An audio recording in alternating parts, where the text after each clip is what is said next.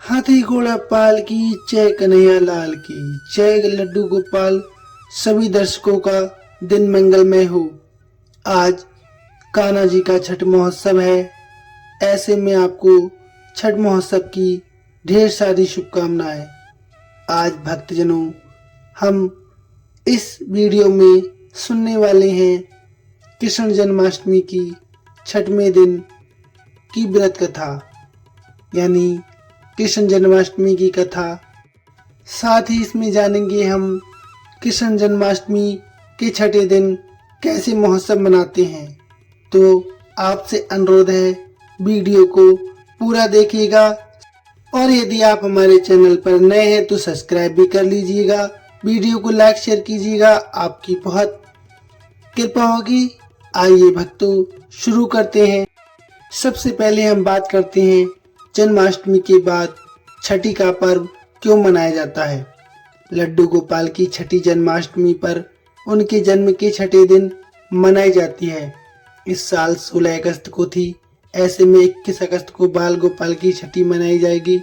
मान्यता है कि लड्डू गोपाल जी की छठी के दिन उन्हें स्नान किया जाता है, उन्हें नए वस्त्र पहनाए जाते हैं, काजल लगाकर उनका श्रृंगार किया जाता है।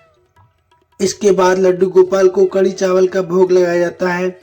इसके अलावा कान्हा जी को माखन, मिश्री, पेड़े आदि का भी भोग लगा सकते हैं, लेकिन छठी के दिन कड़ी चावल का भोग लगाना जरूरी होता है। कड़ी चावल का भोग लगाना ही क्यों जरूरी होता है, ये भी जान लेते हैं। लड्डू गोपाल की छठी पर कड़ी चावल का भोग लगाने की मान्यता है, लेकिन कड़ी साफ सफाई के साथ बनाई जाती है। लहसुन प्याज का इस्तेमाल नहीं किया जाता है। दही, हल्के मसाले और बेसन से कड़ी बनाई जाती है। दही बेसन सात्विक भोजन की श्रेणी में आते हैं। इसके साथ ही भगवान कृष्ण को दही, मक्खन, कड़ी काफी प्रिय है।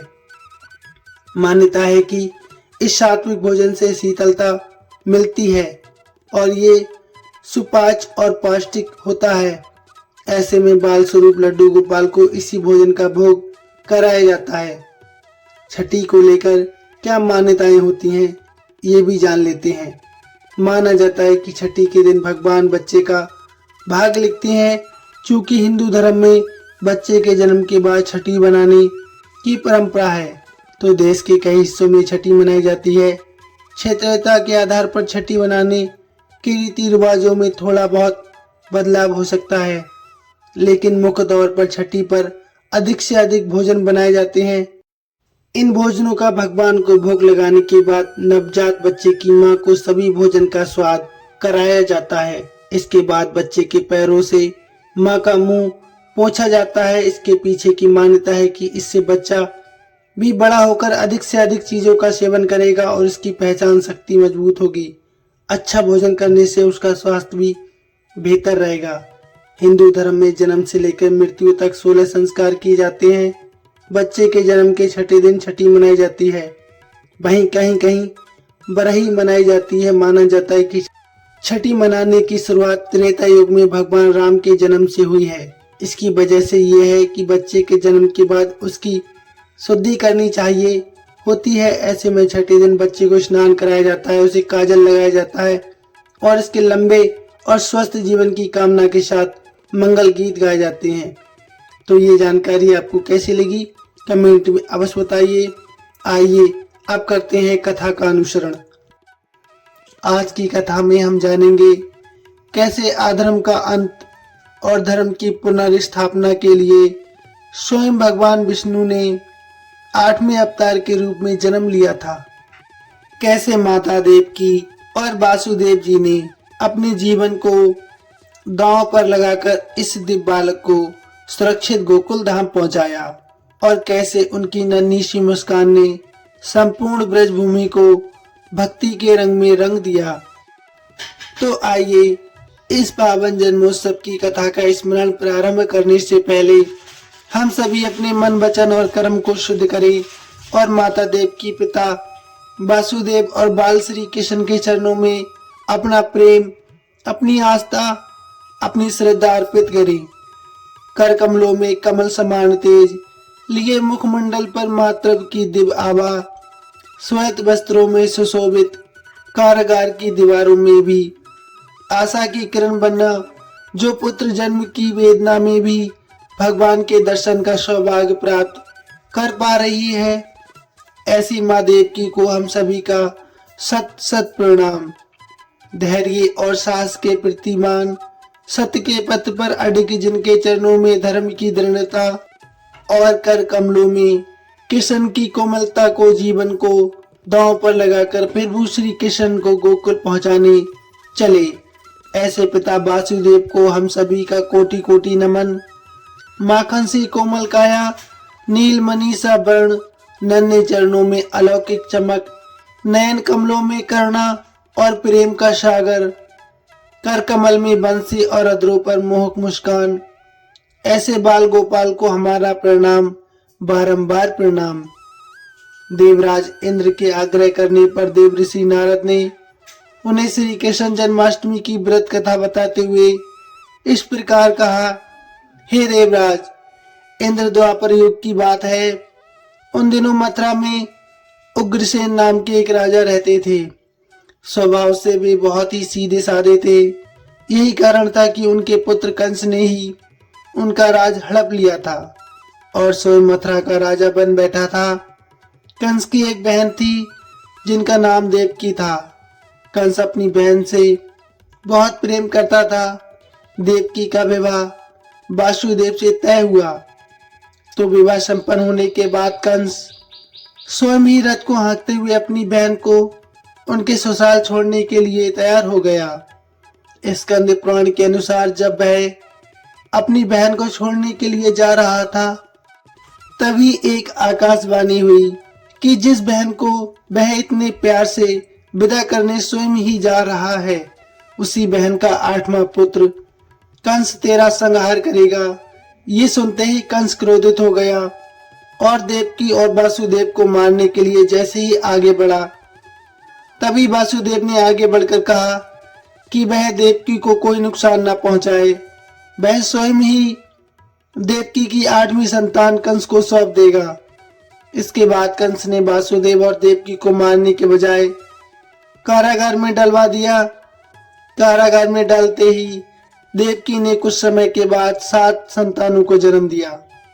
कंस ने सभी को एक एक करके जमीन पर पटक कर मार दिया। इसके बाद जैसे ही देवकी फिर से गर्भवती हुई, तभी कंस ने कारागार का पहरा और भी कड़ा कर दिया। अब तो कंस को इतना भय लगने लगा था कि उसने कारागार के भीतरी दरवाजों में बड़े बड़े मजबूत ताले लगवा दिए। दरवाजे के बाहर दैत्य और राक्षसों को पहरेदारी के लिए नियुक्त कर दिया। कंस हर प्रकार से अपने प्राणों को बचाने का प्रयास कर रहा था। एक समय सिंह राशि के सूर्य में आकाश मंडल में जलाधारी मेघों ने अपना प्रभुत्व स्थापित किया। भादव मास के कृष्ण पक्ष की अष्टमी तिथि को घनघोर अर्धरात्रि थी। उस समय चंद्रमा भी वृष राशि में था। रोहिणी नक्षत्र बुधवार के दिन सौभाग्य योग से संयुक्त चंद्रमा की आधी रात में उदय होने पर आधी रात के उत्तर एक घड़ी जब हो जाए तो श्रुति स्मृति पुराणोक्त फल निसंदेह प्राप्त होता है। इस प्रकार बताते हुए देवऋषि नारद ने देवराज इंद्र से कहा, ऐसे विजय नामक शुभ मुहूर्त में श्री कृष्ण का जन्म हुआ और श्री कृष्ण के प्रभाव से उसी क्षण कारागार के दरवाजे स्वयं खुलते चले गए।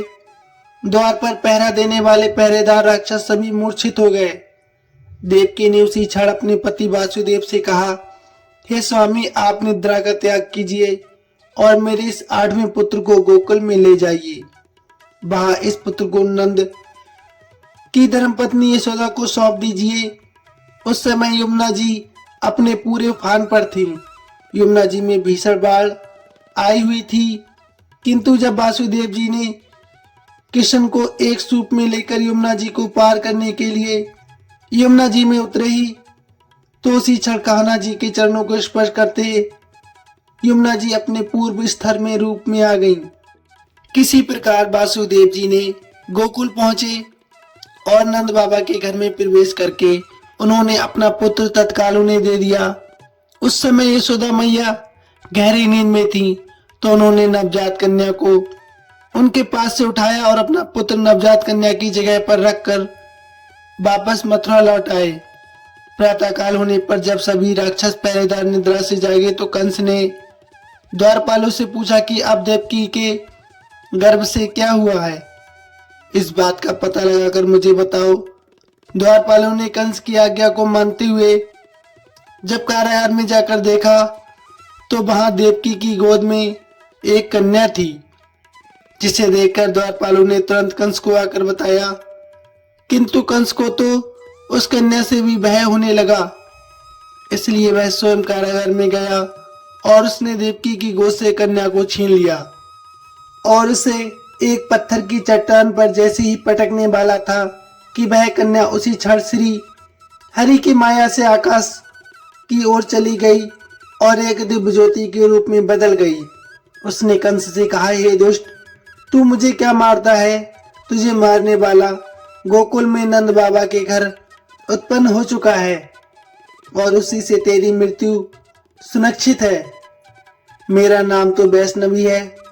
मैं संसार के कर्ता भगवान विष्णु की माया से उत्पन्न हुई हूँ। ऐसा कहकर वह माया स्वर्ग की ओर चली गई। उस आकाशवाणी को सुनकर कंस बहुत क्रोधित हो उठा। उसने नंद बाबा के घर में पूतना राक्षसनी को कृष्ण का वध करने के लिए भेज दिया, किंतु जब वह राक्षसी श्री कृष्ण को स्तनपान कराने लगी तो श्री कृष्ण ने उसके स्तनों से उसके प्राणों को ही खींच लिया और वह राक्षसी कृष्ण कृष्ण कहते हुए मृत्यु को प्राप्त हो गई। जब कंस को पूतना की मृत्यु का समाचार मिला तो उसने कृष्ण का वध करने के लिए बारी बारी से केसी नामक दैत्य अश्व के रूप में, उसके बाद अरिष्ट नामक दैत्य को बैल के रूप में भेजा, किंतु ये दोनों भी कृष्ण के हाथों मृत्यु को प्राप्त हो गए।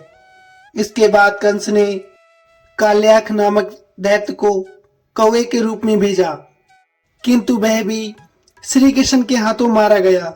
अपने बलवान राक्षसों की मृत्यु के आघात से कंस अत्यधिक भयभीत हो गया। उसने द्वारपालों को आज्ञा दी कि वह नंद बाबा को तत्काल मेरे सामने उपस्थित करे। द्वारपाल नंद बाबा को लेकर आए। जब उपस्थित हुए तो कंस ने नंद बाबा से कहा कि अगर तुम्हें अपने प्राणों को बचाना है तो पारिजात के पुष्प लेकर आओ। अगर तुम नहीं ला पाए तो तुम्हारा वध निश्चित है। कंस की बातों को सुनकर नंद जी ने ऐसा ही होगा कहा और अपने घर की ओर चले गए। घर आकर उन्होंने सारा वृत्तांत अपनी पत्नी यशोदा जी को सुनाया, जिसे श्री कृष्ण भी सुन रहे थे। एक दिन श्री कृष्ण अपने मित्रों के साथ यमुना नदी के किनारे गेंद खेल रहे थे और अचानक स्वयं ने ही गेंद को यमुना में नदी में फेंक दिया। यमुना में गेंद फेंकने के बाद मुख्य उद्देश्य यही था कि किसी प्रकार पारिजात पुष्पों को तोड़कर ले आए। इसलिए वे एक कदम के वृक्ष पर चढ़कर यमुना में कूद पड़े। कान्हा जी के यमुना में कूदने का समाचार श्रीधर नामक गोपाल ने जाकर भागते हुए यशोदा मैया को सुनाया, जिसे सुनकर यशोदा मैया नंगे पांव ही दौड़ी दौड़ी चली आई और यमुना नदी के किनारे आकर रोने लगी। उन्होंने यमुना जी से प्रार्थना करते हुए कहा, हे यमुना मैया, अगर मैं अपने बालक को देखूंगी तो भाद्रपद मास के रोहिणी युक्त अष्टमी का व्रत अवश्य करूंगी, क्योंकि दया, दान, सज्जन प्राणी, ब्राह्मण कुल में जन्म, रोहिणी युक्त अष्टमी, गंगा जल एकादशी, गया श्राद्ध और रोहिणी व्रत ये सभी अत्यंत दुर्लभ व्रत हैं। हजारों अश्वमेध यज्ञ, सहस्त्रों राजसूय यज्ञ, दान, तीर्थ और व्रत करने से जो फल प्राप्त होता है वह सब कृष्ण अष्टमी के व्रत को करने से प्राप्त हो जाता है। यहाँ तक वृत्तांत जानने के बाद देवराज इंद्र ने देवऋषि नारद से कहा, हे मुनियों में श्रेष्ठ देवऋषि नारद, यमुना नदी में कूदने के बाद उन बाल रूपी कृष्ण ने पाताल में जाकर फिर क्या किया, ये संपूर्ण वृत्तांत भी बताइए। तो नारद जी कहने लगे, नारायण नारायण, हे इंद्र, पाताल में उस बालक से नागराज की पत्नी ने कहा कि तुम यहाँ क्या कर रहे हो, कहाँ से आए हो और यहाँ आने का क्या प्रयोजन है। अगर तुम्हें कुछ चाहिए तो ये कंगन, मुकुट और मणियों का हार लेकर अपने घर वापस चले जाओ, क्योंकि इस समय मेरे स्वामी शयन कर रहे हैं। अगर वह उठ गए तो फिर तुम्हें ढस लेंगे। नागपत्नी की बातें सुनकर श्री कृष्ण कहने लगे, हे कांते, मैं किस प्रयोजन से यहाँ आया हूँ वह वृत्तांत भी तुम्हें सुनाता हूँ। समझ लो, मैं कालिया नाग के मस्तक को कंस के साथ दत्त में हार चुका हूँ और वही लेने मैं यहाँ आया हूँ। बालक किशन की इस बात को सुनकर नागपत्नी अत्यंत क्रोधित हो उठी और अपने सोए हुए पति को उठाते हुए कहने लगी, हे स्वामी, आपके घर ये शत्रु आया है, इसलिए आप इसका हनन करें। अपनी स्वामिनी की बात सुनकर कालिया नाग अपनी निद्रा को त्याग कर जाग पड़ा और बालकृष्ण से युद्ध करने लगा। कुछ देर तक युद्ध करने के बाद श्री कृष्ण ने कालिया नाग को पराजित कर दिया। अब कालिया नाग ने भली भांति जान लिया कि मैं जिनसे युद्ध कर रहा हूँ वह तो साक्षात श्री हरि के अवतार के श्री कृष्ण है।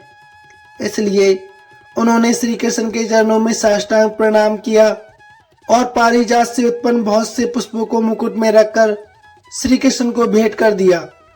जब श्री कृष्ण चलने को तैयार हुए तो कालिया नाग की पत्नी कहने लगी, हे स्वामी, मैं कृष्ण को नहीं जानती, नहीं जान पाई हूँ।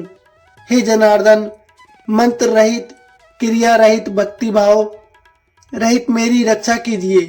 हे प्रभु, मेरे स्वामी, मुझे वापस कर दीजिए। तब श्री कृष्ण कहने लगे, हे सर्पणी दैत्यों में जो सबसे बलवान है, उस कंस के सामने मैं तेरे पति को ले जाकर छोड़ दूंगा, नहीं तो तुम अपने घर को चले जाओ। अब श्री कृष्ण कालिया नाग के फन पर नृत्य करते हुए यमुना जी के ऊपर आ गए। फिर कालिया की फंकार से तीनों लोग कंपितमान हो गए। अब कृष्ण कंस की मथुरा नगरी को चल दिए। वहां कमल पुष्पों को देखकर यमुना जी के मध्य जलाशय में वह कालिया सर्प भी चला गया।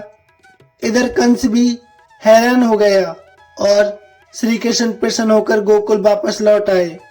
उनके गोकुल वापस लौट कर आने पर उनकी मैया यशोदा ने तरह तरह के उत्सव किए। अब देवराज इंद्र ने देवर्षि नारद से फिर पूछा, हे महामुनि, संसार के प्राणी बालक श्री कृष्ण के आने पर अत्यधिक आनंदित हुए। आखिर श्री कृष्ण ने क्या क्या चरित्र किया, क्या क्या लीलाएं दिखाई, वह सभी आप मुझे बताने की कृपा कीजिए। तब देवर्षि नारद ने देवराज से कहा, देवराज, मन को हरने वाला मथुरा नगर यमुना नदी के दक्षिण भाग में स्थित है। वहां कंस का महाबलशाही भाई चाणूर रहता था। उस चाणूर से श्री कृष्ण के मल्लयुद्ध की घोषणा की गई। हे इंद्र, श्री कृष्ण और चाणूर का मल्लयुद्ध अत्यंत आश्चर्यजनक था। चाणूर राक्षस की अपेक्षा कृष्ण बाल रूप में भी थे। शंख और मृदंग के शब्दों के साथ कंस और केसी इस युद्ध को मथुरा के जनसभा के बीच में देख रहे थे। श्री कृष्ण ने अपने पैरों को चाणूर के गले में फंसाकर उसका भी वध कर दिया। चाणूर की मृत्यु के बाद उनका मल्लयुद्ध केसी के साथ हुआ। अंत में केसी भी इस युद्ध में कृष्ण के द्वारा मारा गया। केसी की मृत्यु के बाद मल्लयुद्ध देख रहे सभी प्राणी श्री कृष्ण की जय जयकार करने लगे। बाल कृष्ण द्वारा चाणूर और केसी का वध होने के बाद अब तो कंस अत्यंत हृदय विदारक हो गया। इसलिए उसने सैनिकों को बुलाकर उन्हें आज्ञा दी कि तुम सभी अस्त्र शास्त्र से सुसज्जित होकर कृष्ण से युद्ध करो। हे इंद्र, उसी क्षण श्री कृष्ण ने गरुड़, बलराम तथा सुदर्शन चक्र का ध्यान किया, जिसके परिणाम स्वरूप बलदेव जी सुदर्शन चक्र लेकर गरुड़ पर आरोहण होकर आ गए। उन्हें आता देख बालक श्री कृष्ण ने सुदर्शन चक्र को उनसे लेकर स्वयं ही गरुड़ की पीठ पर बैठकर न जाने कितने राक्षसों और दैत्यों का वध कर डाला, कितनों के शरीर अंग भंग कर दिए। इससे युद्ध में श्री कृष्ण और बलदेव ने असंख्य दैत्यों का वध कर दिया। बलराम जी ने अपने आयुध शस्त्र हल से और श्री कृष्ण ने सुदर्शन चक्र से माघ मास के शुक्ल पक्ष की सप्तमी को विशाल दैत्यों के समूह का सर्वनाश कर डाला। जब अंत में केवल दुराचारी कंस ही बचा रह गया तो कृष्ण कहने लगे, हे दुष्ट अधर्मी दुराचारी, अब मैं इस महायुद्ध स्थल पर तुझसे युद्ध कर तेरा वध कर इस संसार को तुझसे मुक्त कराऊंगा। ऐसा कहते हुए श्री कृष्ण ने उसके बालों को पकड़ लिया और कंस को घुमाकर पृथ्वी पर पटक दिया, जिससे उसकी मृत्यु हो गई। कंस के मरने के बाद देवताओं ने आकाश से पुष्प वर्षा की। प्रिय भक्तजनों, आज हमने उस दिव्य रात्रि की कथा का स्मरण किया जो कारागार के अंधकार में भी आशा और भक्ति का दीप प्रज्वलित कर देती है। माता देवकी के हृदय की वेदना, पिता वासुदेव का अद्भुत साहस और बाल गोपाल का मोहक अवतरण, ये सब हमें सिखाते हैं कि जब जीवन में संकट आए तो विश्वास, धैर्य और ईश्वर भक्ति ही हमें पार लगाती है। श्री कृष्ण का जन्म केवल मथुरा में ही नहीं हुआ था, बल्कि हर उस हृदय में हुआ जो प्रेम, सत्य और करुणा से भरा हुआ है। आज भी जब हम उनका नाम स्मरण करते हैं, राधे कृष्णा राधे कृष्णा राधे कृष्णा हरे हरे कृष्णा, तो हमारे भीतर भी नकारात्मकता का नष्ट हो जाना लाजमी है और जीवन में आनंद का संचार होता है। इस पावन जन्माष्टमी पर लड्डू गोपाल के चरणों में भी हम यही प्रार्थना करें कि हमारे जीवन में सदैव धर्म का प्रकाश, प्रेम का प्रभाव और भक्ति का अमृत बना रहे। तो थी ये आपके लिए कथा और समस्त जानकारी। आपको कैसे लगी प्लीज कमेंट में अवश्य बताइए। साथ ही अवश्य लिखिए जय कन्हैया लाल की। धन्यवाद।